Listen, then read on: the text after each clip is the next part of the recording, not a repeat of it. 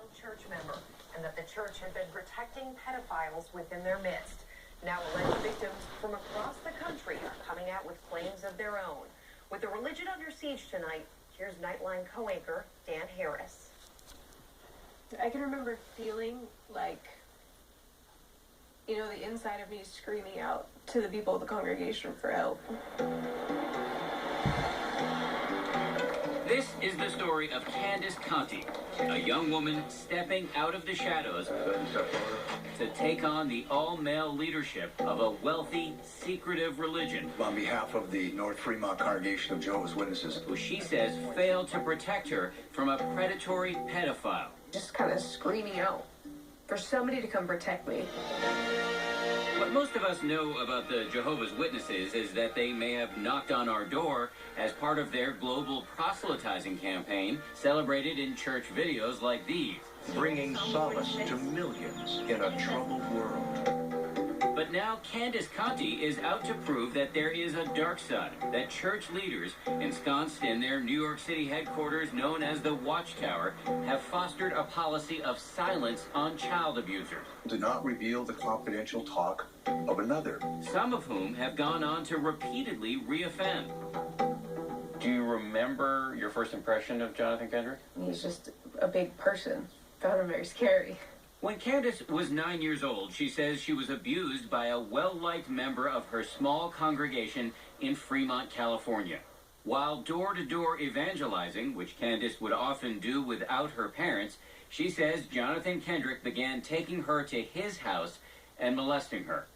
I don't really want to go into everything else because I don't want to have nightmares. Right. Understood. She testified that he abused her several times a month for what she says felt like 2 years. When you were a kid, why did you feel like you couldn't come forward? Bringing that up just would demolish the only people that I knew. I think I was scared too. Candace had nowhere else to turn. She says because of her beliefs, she grew up isolated. Do you remember what the church taught you about the world? Everybody outside of the Jehovah's Witnesses are pretty much walking dead. Like all Jehovah's Witnesses, she was taught that Armageddon is coming soon. There will be a new earth, a paradise earth. And that the only survivors will be true believers who will live in a heaven on earth. Growing up as a Jehovah's Witness, Candace didn't celebrate birthdays or Christmas, and she didn't make friends outside of the church. Anybody outside of the Jehovah's Witnesses could be used as a tool by Satan to pull you away from your Christian family.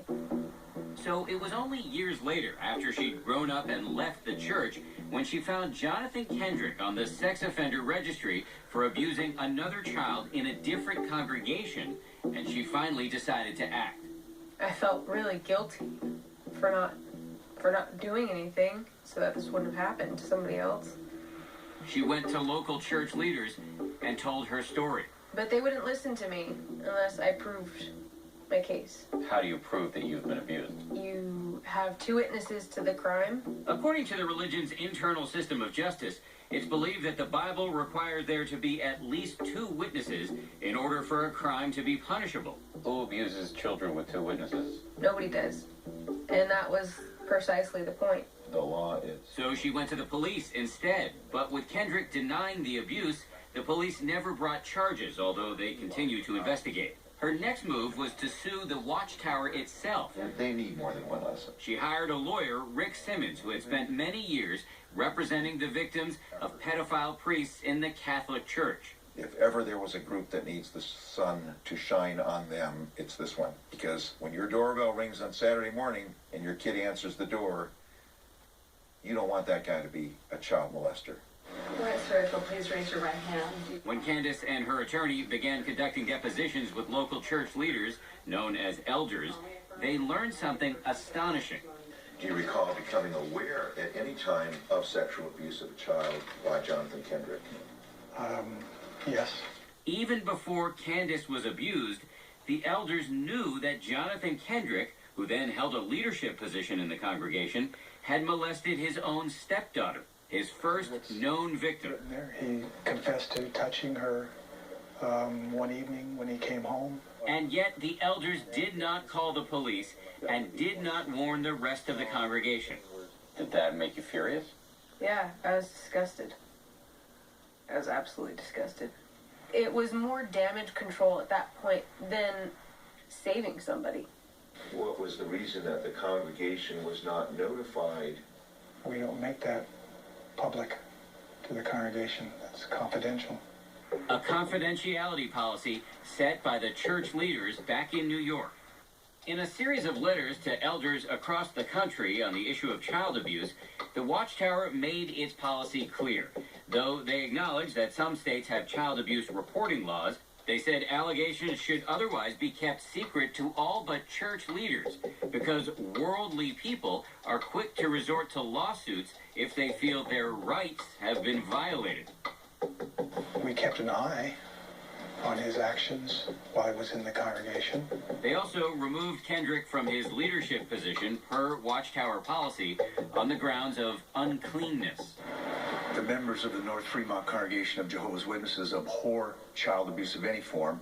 In court, attorneys for the church argued that it's not the responsibility of a religious organization to protect children from sexual abuse by other congregation members. The Jehovah's Witnesses are not a youth group. They said the church provides education to parents on the risk of sexual abuse, but they argued that Candace's alleged abuse never took place on church property. And they also questioned whether she was specifically assigned by the elders to go door-to-door preaching, known as field service, with Kendrick. The elders did their job spiritually, and I think that's all we can ask of these men. Thank you.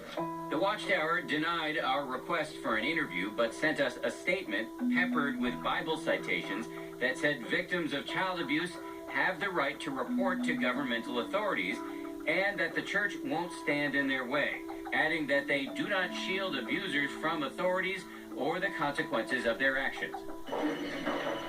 The jurors sided with Candace.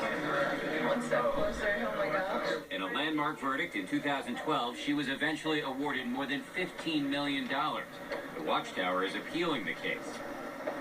I felt wrong and I felt dirty. Candace Conti's victory has opened the floodgates.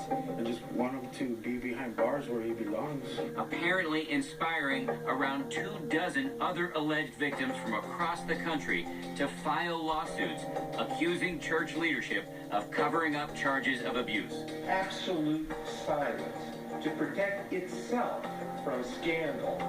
But as these alleged victims muster the courage to tell their stories, their alleged abusers, like Jonathan Kendrick, are steering clear of the spotlight. Okay, this is his street. We're pulling up to his house. He was absent from the trial, and he denied our repeated requests for an interview. So we went to see him. Mr. Kendrick? Hi, I'm Dan Harrison from ABC News. Can we talk to you about Candace Conti? My statement is this. I've never been alone with Candace Conti. I never molested Candace Conti. Do you really think she's just making this up? What do you mean, think? I just told you. You never did any field service with her alone? Never. I've never... Okay, get this right. I've never been alone with Candace Conti. Ever. Never have I been alone with Candace Conti. Kendrick strongly denies it. I'm sure that's the smart thing for him to say. But do you expect honesty from a child molester?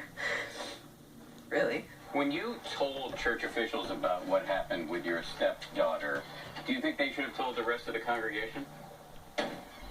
That's not... Hey, you know what? It wasn't my call. I'm calling the police. Did they tell you to keep it secret? No, of course not. Could you please send the police to... This woman is Kendrick's current wife. Well, there's newspaper people here trying to get a story. You may remember that Candace only decided to step forward after learning that Kendrick had abused another child, a crime that landed him in jail for 7 months. That child, Kendrick's third alleged victim, was his wife's 7-year-old granddaughter. Can we ask you about the case with your granddaughter? No, you can't. Why not? Because it's none of your business. He paid for that crime. ABC News. She's right. None of business, really. Candace is now trying to move on with her life. She graduated from college and recently got engaged. What happened? But What she he did? says What she he will did? continue fighting on behalf of all of the victims of child abuse. And we all are It's not perfect just humans. me. I don't What he hold did, a, what he did. Yeah. a monopoly They're on they're trying to put it on. And if Like we trying to can't do that change because that who he is. momentum, No. He's supposed to be a how our witness. words speak And they or expect change. perfection out This of people. pain But might it's be not like that. I can't hear the show on. Since Candace's verdict, the church appears to have made some Well, it just came on. I wanted to see it. confidentiality policy when it comes to child abuse. I didn't even know it was Critics, on. I was just including sitting there. Candace, say it's not enough. And Jonathan Kendrick, he says he's still a member in good standing of the Guilty. Jehovah's Witnesses. For Nightline, this is Dan Harris in San Francisco. Next, meet the home whisperer to the stars.